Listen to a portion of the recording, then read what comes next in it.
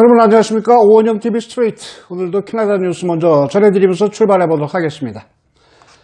캐나다 연방중앙은행이 기준금리를 현행 0.25%포인트로 동결시키겠다고 발표했습니다.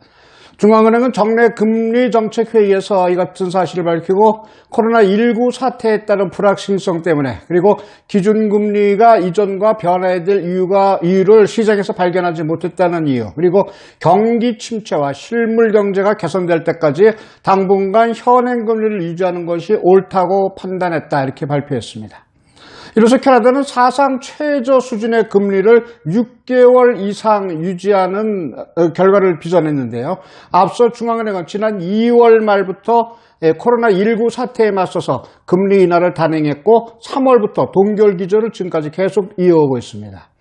중앙은행은 경기 침체를 극복하고 물가가 저지 목표선인 2%까지 안정적으로 달성되면 그리고 기준금리를 실효 하한에 묶어두는 것이 시장 활성화에 도움이 된다면 지금과 같은 기준금리 동결을 계속 유지할 방침인 것을 천명했습니다. 양적 완화 정책도 계속 유지할 것이라는 것도 덧붙였습니다. 한편 중앙은행은 최근에 발표한 경제전망 보고서를 통해서 올해 3분기 회복세가 지난 7월에 예상했던 것보다 훨씬 빠르게 회복될 수도 있을 것 같다고 하는 긍정적인 진단을 다시 내렸습니다. 티프 맥클램 중앙은행 총재는 이와 관련해서 핵심 자금 조달 시장이 재기능을 하고 있고 그것으로 인해서 시중은행의 단기 유동성 상품들이 그런 프로그램들의 이용이 사실상 감소하고 있다면서 이 같은 전망을 뒷받침했습니다.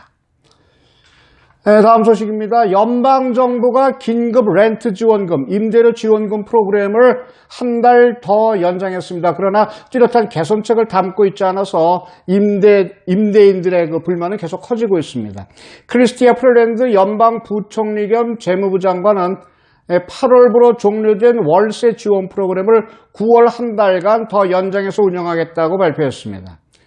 이 프로그램은 월세의 25%를 임대주가 보조해주고 나머지 50%는 정부에서 대주는 그러니까 이 입주자들은 25%의 월세만 내면 되는 것으로 그렇게 해주고 있습니다. 그런데 업주들, 즉 임대주들의 동의가 없이 세입자가 직접 혜택을 받도록 하는 조항이 없어서 사실상 걸림돌이 되고 있습니다. 일반 세입자가 이 혜택을 신청하려면 두 가지 조건을 충족해야 되는데 그 첫째가 코로나 이후에 그 전보다 수입이 70% 이상 떨어졌다는 것을 증명해야 되고 그리고 두 번째로 이게 좀 더 중요한데 임대주가 건물주가 이 프로그램에 동의해야 합니다. 즉 25%의 임대료를 깎아주겠다는 것에 동의해야 합니다. 그러나 많은 임대주들이 이에 동의하지 않고 있기 때문에 실질적으로 이 프로그램이 세입자들에게 도움을 주지 못하고 있다는 것이 바로 이들의 주장입니다.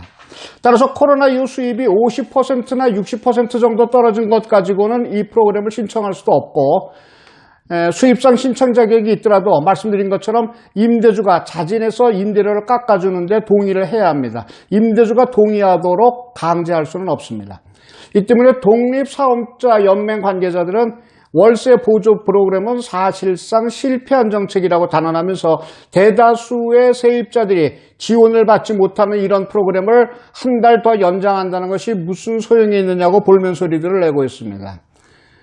자, 이것을 뒷받침하듯 지난 7일 발표된 정부 통계에 따르면 전국적으로 불과 10만 6천 개의 비즈니스만이 이 프로그램의 혜택을 받은 것으로 집산되고 있습니다. 정부가 책정한 전체 예산 30억 달러 중에 고작 13억 2천만 달러만 쓰인 셈이죠.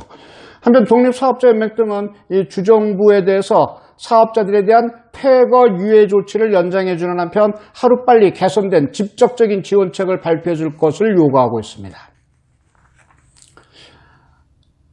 추석도 그렇지만 요즘 들어서 한국으로 소포를 보내는 우리 한인들이 많은데 이 한국의 관세 규정 모르면 낭패를 보는 수가 많다는 얘기가 들어오고 있습니다.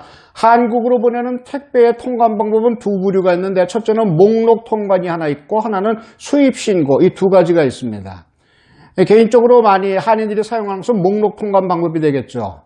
이 목록 통관이라는 것은 개인이 자기가 사용할 것으로 수입을 하고 물품 가격이 미화 150달러 이하 또는 미국발 물품의 경우 200달러 이하인 경우가 해당이 됩니다. 물품 목록만으로 그것을 제출하는 것만으로 수입 신고가 생략이 될 수 있고요. 관세나 부가세가 전혀 붙질 않습니다. 한국으로 보내는 인기 품목은 목록 통과에서 제외되는 상품에는 의약품, 의료기기, 한약재, 야생동물 관련 제품, 그리고 짝퉁 제품, 영양제 이런 것들이 포함이 됩니다. 영양제 등은 이 목록 통과는 배제 물품이긴 하지만 6병까지는 자기가 쓸 것이다, 자기가 먹을 것이다 이것이 인정되면 면세가 됩니다. 녹용의 경우에는 150g까지는 검역 후에 면세를 받습니다. 자세한 자가사용 인정 기준은 관세청 웹사이트에서 확인할 수 있다고 하네요. 국세청은 소액 물품 면세를 위해 분할 또는 반복해서 수입하거나 입항일이 같은 2건 이상의 물품을 들여올 때는 이것이 합산이 돼서 과세가 될 수 있다고 경고해주고 있습니다. 이 경우에도 그렇지만 합산 가격이 미화 150달러 이하일 경우에는 과세되지는 않습니다. 자가 사용 목적이라고 해서 세금을 면제받고 들여온 물품을 판매한다. 이건 걸립니다. 처벌 대상이 됩니다. 요즘 추미애 법무부 장관의 얘기가 온통 시중을 시끌거리게 하고 있는데요. 심지어 이거 태평양을 건넌 캐나다 사회에서도 이 추미애 장관 이야기가 어디 가나 웅성웅성 들리고 있습니다. 아들의 군 휴가 특혜 의혹에 추미애 법무부 장관과 여권이 아주 필사적으로 방어막을 치고 있는데요. 그중에 그런데 유난히 거슬리는 대목이 하나 있습니다. 안 가도 될 군대를 갔다 이런 말을 했는데 추 장관은 그렇게 얘기했죠. 한쪽 다리를 수술을 해서 만일 자신이 국회의원이 아니었더라면 우리 아들은 군대에 안 갔어도 될 아이였다. 더 이상 좀 건드리지 말아달라.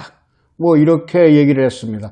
30 민주당 의원도 뭐 같은 당 소속 의원이니까 그렇겠지만 안 갈 수 있는 군대에 갔다는 사실 자체는 상찬거리, 즉 칭찬거리가 아니겠느냐.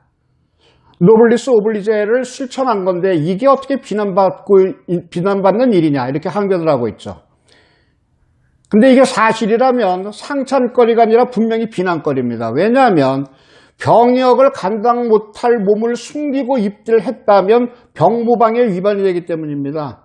국적이나 가사사정 같은 면제 사유를 뿌리치고 입대하는 것과는 전혀 다른 얘기죠. 정치인이 앞날을 생각해서 몸 아픈 아들을 강제로 군대에 보냈다? 이건 더 큰 문제라는 소리죠. 군대, 이거 아무나 가는 데가 아닙니다. 이낙연 민주당 대표는 초선 의원 시절에 재발성 탈구증 가진 아들을 위해서 입대를 위해 탄원서까지 제출했지만 뜻을 이루지 못했었습니다. 신체 상태를 제대로 알렸는데도 현역 판정이 났으면 결국 갈 걸 간 건데 군대 갈 수 있는 사람이 군대를 간 건데 이게 생색낼 일은 아니라는 거죠.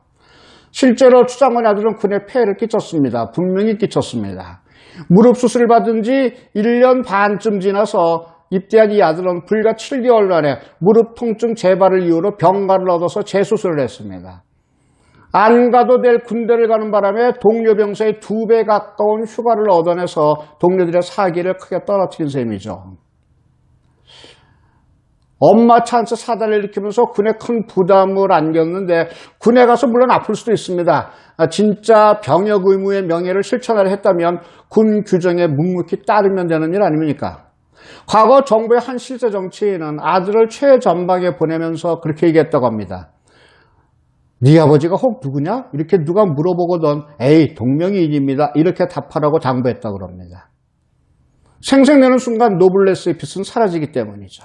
휴가 관련 입법 여부는 더 따져볼 일이 될 것 같습니다. 그러나 와중에 이 경우에는 아들을 사랑했다면 모종이고 병역 의무를 충실히 지키려 했다면 명예가 되겠고 정치적 명성을 남기려 했다면 이름을 남기겠다는 의도가 되는데 이걸 다 챙기려고 하는 것이 권력층의 민낯을 또 한 번 드러낸 것에 다름이 아닙니다.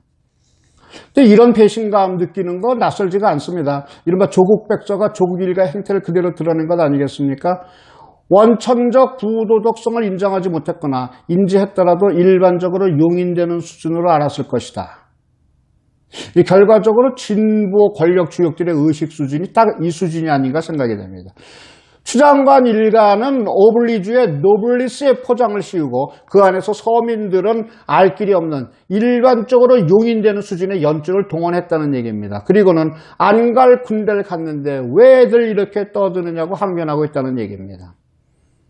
박완서의 소설 한 줄이 생각납니다. 도둑맞은 가난이라는 책 여러분들 읽어보신 적 있을 것 같습니다. 이 책에서 주인공인 이 여공, 이 공장에 다니는 여성은 동거까지 했던 애인이 실은 서민 체임을 하려고 했던 그런 대학생이었다. 이 사실을 알고는 절규합니다.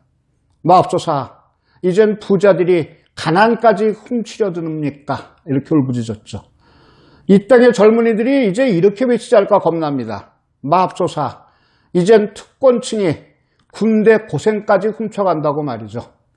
추장관의 아들, 그리고 그 어머니인 추장관, 지금 법을 다스리는 장관으로 있다고 합니다. 이렇게 엄중한 법을 너무도 간단히 어길 수 있는 사람이 법을 다스리는 부처의 수장으로 있다는 것, 이게 한국이 삐그덕거리는 가장 큰 원인 중에 또 하나가 아닐까, 그런 생각을 해봅니다. 오정TV 스트레이트, 다음 시간에 다시 찾아뵙겠습니다. 감사합니다.